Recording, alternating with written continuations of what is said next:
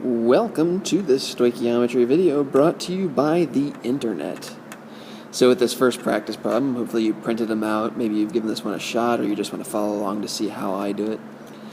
This question says that we're going to calculate the percent yield for this reaction right here. So it's P4, which is phosphorus, reacting with 6 chlorine gas molecules to produce 4 phosphorus trichlorides.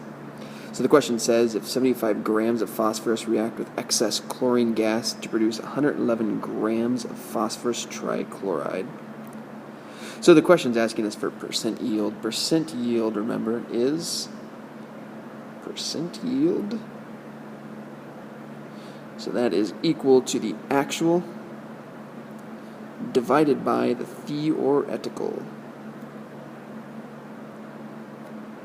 So the actual tells us what we actually got. So in the experiment, here's how much of the particular reactant we got. Theoretical would be, all right, so according to stoichiometry, how much should we have gotten? And we're going to multiply that by 100 then to get it in percent form. So if we take a look at this question, it says that we produced 111 grams of phosphorus trichloride. So if we produced that much, that means that is our actual yield. Here's how much we made in the lab. So our percent yield question for this guy, our actual, we've already got, it is a 111.0 grams. So then where do we get our theoretical yield? Well, our theoretical yield isn't directly given to us in the question. What it says is we have 75 grams of phosphorus, that's this guy right here, and it's reacting with plenty of chlorine gas to produce this right here. So that means if we have 75 grams of this particular ingredient, how much should we get? How much should we have gotten if we only got 111? That's where the stoichiometry comes in. So theoretical, we always get through stoichiometry. So remember, it is grams to moles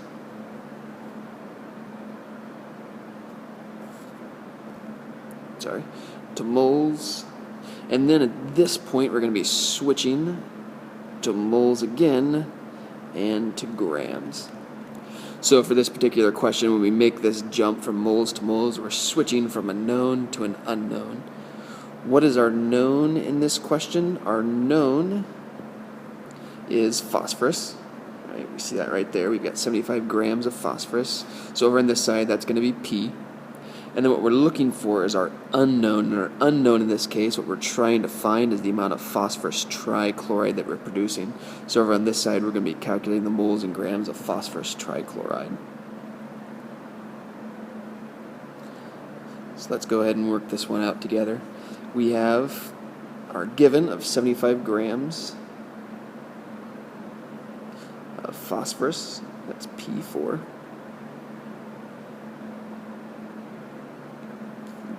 So we're starting right here on gram island, and we're going to go to moles. So that means on the bottom has to go grams of P4, because that's what's on top right here. Whatever's on top has to go on the bottom.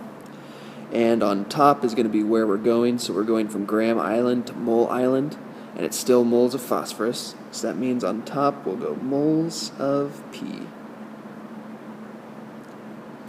Alright, to make this transition from grams to moles, we're going to use the atomic mass, or the molar mass.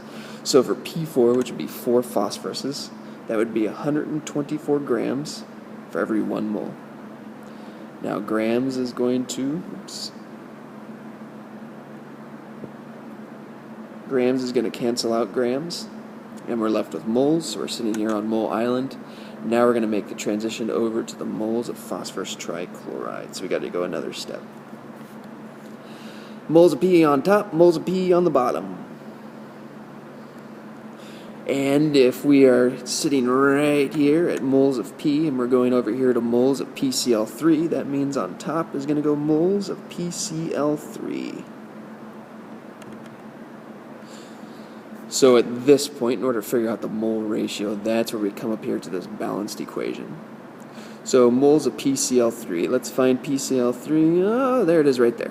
And there's 4 moles of it. So 4 moles of PCl3, and now we've got to find moles of P, so let's come up here, there it is right there, nothing in front, that means there's only 1 mole of P, phosphorus. And I'm sorry, that should be P4 in both cases. Moles of P4 cancels out moles of P4. We're left with moles of phosphorus trichloride, which is not what the question wants us to get. We need to go to grams, so one more step. So whatever's on top goes on the bottom, so moles of PCl3 goes on the bottom here. And we are now going from moles to grams of PCl3, so the grams of PCl3 will go on top. The molar mass of phosphorus trichloride is 137.3, and that's for every 1 mole. So moles of PCl3 cancels out moles of PCl3. We're left with grams of PCl3, which is what the question asks us for, what we need to get in order to figure out our theoretical yield.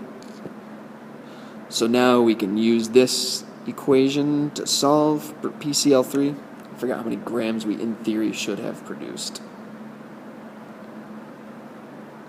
So when you type this one in your calculator, it's going to be 75 times 4 times 137.3, divided all by 124, and our theoretical yield turns out to be 332 grams of PCl3. So this right here is how much we should have produced. If we started with this many grams of ingredient, if everything went perfectly, we would have produced 332 grams of PCl3. Our actual yield, though, was only 111. So now we're going to take this number right here, that's our theoretical yield, and we're going to plug it in up here to our equation. So let's get these letters out of the way and write our theoretical yield in there. So it's 332 grams.